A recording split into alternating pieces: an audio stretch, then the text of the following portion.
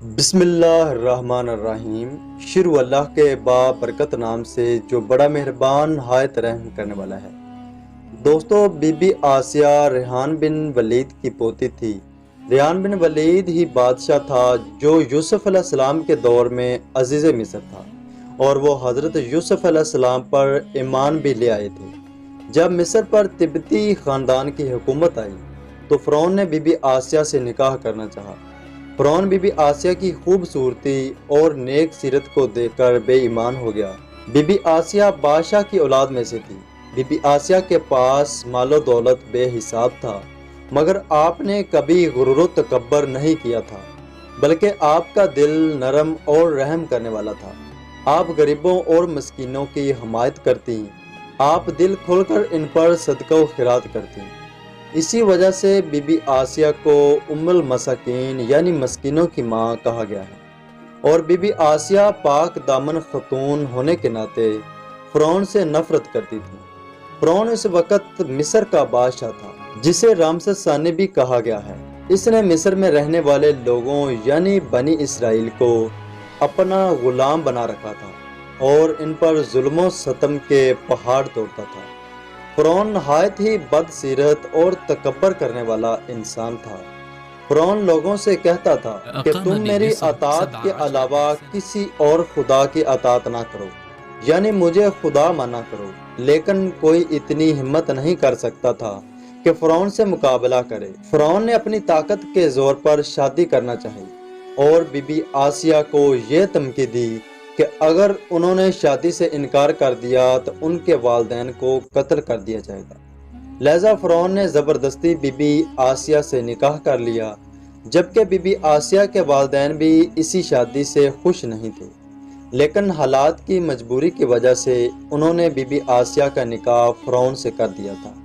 فرعون کو دولت کے نشے نے بے حد مغرور اور سرکش بنا دیا تھا، اور اسی دولت کے نشے میں وہ لوگوں کو تنگ کرتا اور ان معصوموں کو اپنا غلام بنا کر رکھتا تھا۔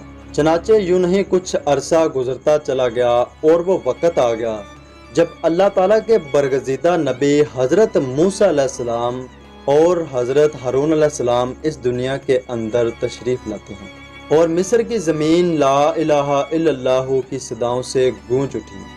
اللہ تعالیٰ نے حضرت موسیٰ اور حضرت ہارون علیہ السلام کو فرعون اور اس کی قوم کی طرف اسلام کی دعوت دینے کے لیے اور ہدایت کی طرف بلانے کے لیے مبعوث فرمایا تھا۔ اللہ کے ان پیغمبروں نے بنی اسرائیل کے لوگوں کو اسلام کی دعوت کی طرف بلایا اور لوگوں کو باطل معبودوں کی پوجا کرنے سے منع فرمایا۔ حضرت موسیٰ علیہ السلام نے فرعون کی طرح طرح کے معجزات بھی دکھائے، لیکن اس کے باوجود بھی یہ لوگ انہی کفر اور سرکشی کی حرکتوں پر اڑے رہے اور اسلام کی دعوت سے مسلسل انکار کرتے رہے۔ لیکن پھر بھی آپ علیہ السلام نے بنی اسرائیل کے بدبخت لوگوں کو دعوت حق دیتے رہے۔ جب فرعون حضرت موسیٰ علیہ السلام کی اسلامی تبلیغ سے تنگ آ گیا تو فرعون نے سوچا کہ موسیٰ علیہ السلام کو لوگوں کے سامنے جھوٹا کیا جائے۔ چنانچہ فرعون نے حضرت موسیٰ علیہ السلام کو جھوٹا ثابت کرنے کے لیے ایک دن مقرر کیا، اور اس دن فرعون نے تمام مصری جادوگروں کو بلایا اور ان سے کہا کہ حضرت موسیٰ علیہ السلام کو جھوٹا کر دو، اور فرعون خود اپنے عالی و شان تخت پر جا بیٹھا، اور اس وسیع و وریز میدان میں تمام جادوگر اور ہزاروں افراد جمع ہو گئے۔ یہ حق اور باطل ایک بہترین معرکہ تھا۔ اس معرکے کو دیکھنے کے لیے بے شمار لوگ جمع ہو گئے، اور اس وقت حضرت موسیٰ علیہ السلام اور حضرت ہارون علیہ السلام بھی تشریف لا چکے تھے، اور حضرت موسیٰ علیہ السلام کے چہرے انور پر جاہ و جلال نظر آ رہا تھا۔ مصر کے جادوگروں نے فرعون کی عزت کی قسم کھا کر اپنے جادو کی لاٹھیاں اور رسیاں پھینکیں، تو وہ لاٹھیاں اور رسیاں ایک دم سے سانپ میں تبدیل ہو گئیں اور سانپ بن کر میدان میں دوڑنے لگیں۔ ان سانپوں کو دیکھ کر تمام لوگوں کے ہوش بد حواس ہو گئے۔ فرعون اور اس کے جادوگر بد مست ہو کر تالیاں بجانے لگے اور یہ منظر دیکھ کر خوش ہونے لگے۔ ادھر حضرت موسیٰ علیہ السلام کو اللہ تبارک و تعالیٰ نے اپنا عصا مبارک میدان میں پھینکنے کا حکم دیا، حضرت موسیٰ علیہ السلام نے اللہ تعالیٰ کے حکم کی تعمیل کرتے ہوئے اپنا عصا مبارک میدان میں پھینکا تو دیکھتے ہی دیکھتے حضرت موسیٰ علیہ السلام کا عصا مبارک ایک خوفناک اژدہا بن کر جادوگروں کے تمام چھوٹے چھوٹے سانپوں کو نگل گیا۔ یہ معجزہ دیکھ کر تمام جادوگر اللہ کی بارگاہ میں سجدے میں گر گئے اور اللہ تعالیٰ کی ذات پر ایمان لے آئے۔ چنانچہ حضرت موسیٰ علیہ السلام کے اس معجزے کی اور جادوگروں کے ایمان لانے کی خبر حضرت آسیہ علیہ السلام کو پہنچی تو حضرت آسیہ کے دل میں حق کا نور چمک اٹھا اور حضرت آسیہ اللہ تعالیٰ کی وحدانیت پر ایمان لے آئیں، لیکن ان کا ایمان لانا کافی مشکل تھا کیونکہ وہ ظالم و جابر اور خدائی کے دعوے دار حکمران کی بیوی تھی۔ بی بی آسیہ فرعون سے چھپ کر اللہ تعالیٰ کی عبادت کرتی اور اللہ سے یہ دعا کرتی کہ اے اللہ مجھے فرعون اور اس کے عمل سے نجات دے۔ بی بی آسیہ کے دل میں یہی ڈر رہتا تھا کہ اگر فرعون کو پتہ چل گیا کہ میں موسیٰ علیہ السلام کے خدا پر ایمان لا چکی ہوں تو وہ ظالم بادشاہ مجھ پر ظلم و ستم کے پہاڑ ڈھائے گا اور اپنے ظلم کی تمام حدیں پار کر دے گا۔ لیکن اس کے باوجود بھی حضرت آسیہ نے اپنا سب کچھ اللہ تعالیٰ کی سچی ذات پر چھوڑ دیا۔ کچھ عرصہ اسی طرح گزرتا رہا۔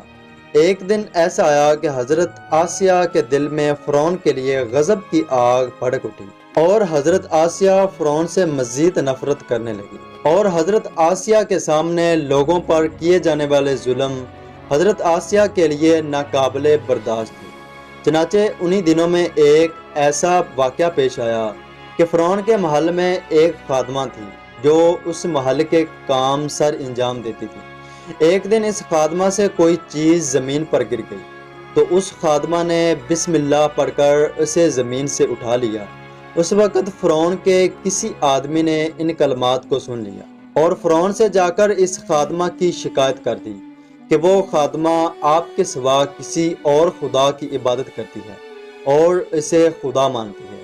یہ سن کر فرعون غضبناک ہو گیا اور اس خادمہ کو اپنے دربار میں بلایا اور اس سے پوچھنے لگا کہ تم میرے علاوہ کس کے خدا کو پوجتی ہو؟ تو اس خادمہ نے جواب دیا کہ میرا اور تیرا خدا اللہ عز و جل ہے، وہی ایک سچی ذات ہے اور اس کے علاوہ اس کا کوئی شریک نہیں۔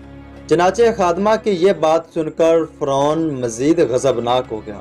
چنانچہ فرعون نے اس خادمہ کو اور ان کے معصوم بچوں کو گرم کھولتے ہوئے تیل میں ڈال دیا جس سے وہ شہید ہو گئے۔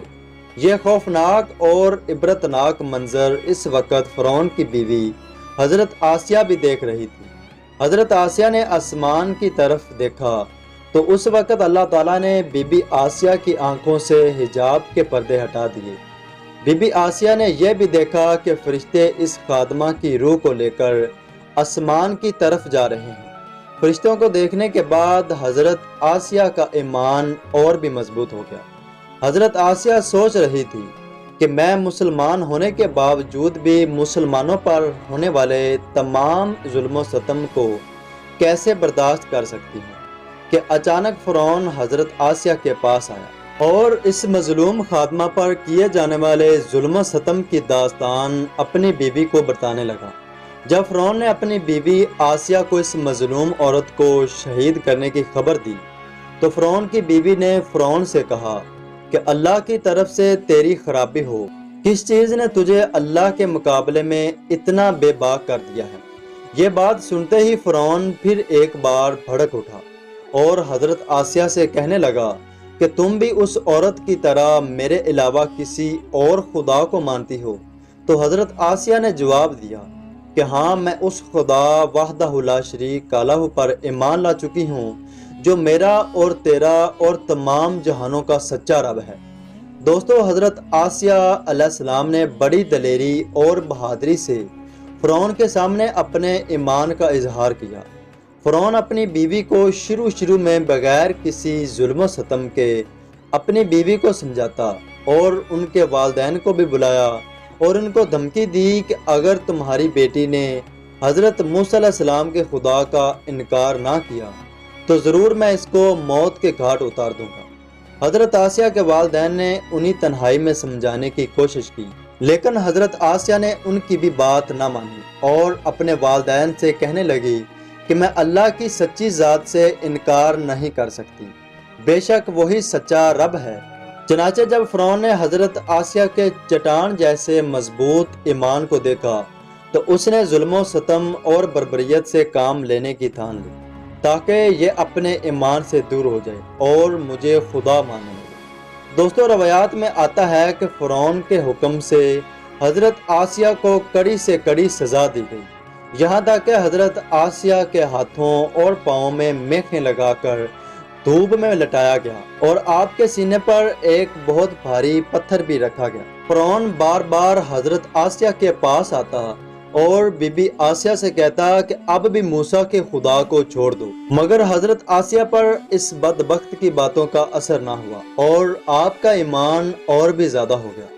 حضرت آسیہ نے ارشاد فرمایا، اے دشمن خدا اور ظالم انسان، تو میرے وجود پر تو قادر ہو سکتا ہے، لیکن میرا دل اللہ تعالیٰ کی پناہ میں ہے۔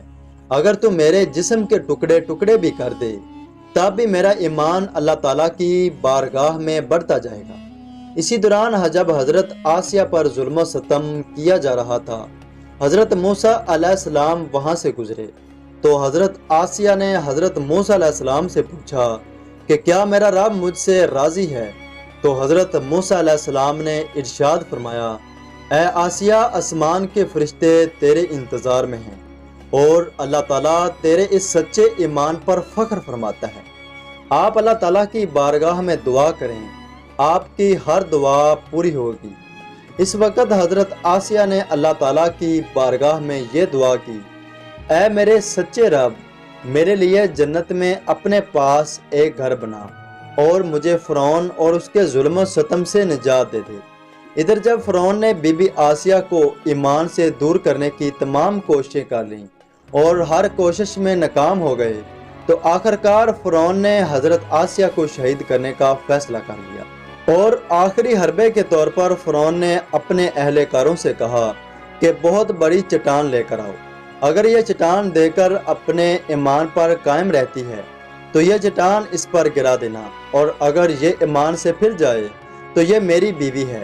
دوستو، اس دردناک منظر کے وقت جہاں ایک طرف زندگی اور دوسری طرف موت کھڑی ہے تو اس وقت حضرت آسیہ نے آسمان کی طرف نگاہ اٹھائی تو دیکھا کہ جنت کے اندر سفید موتیوں والا محل نظر آیا، جس کو دیکھ کر آپ کو یقین ہو گیا کہ یہ میرا ہی گھر ہے، اور اسی حالت میں آپ کی روح پرواز کر جاتی ہے اور اس کے بعد آپ کے جسم پر وہ چٹان گرا دی جاتی ہے اور وہ چٹان بے جان بدن پر گرتی ہے۔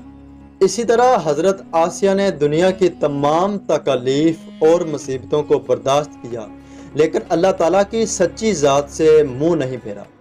اللہ تعالیٰ نے حضرت آسیہ کو وہ مقام عطا فرمایا جو مقام آج تک کسی کو نہیں ملا۔ جنت میں حضرت آسیہ کا نکاح حضور اکرم صلی اللہ علیہ وآلہ وسلم سے ہوگا۔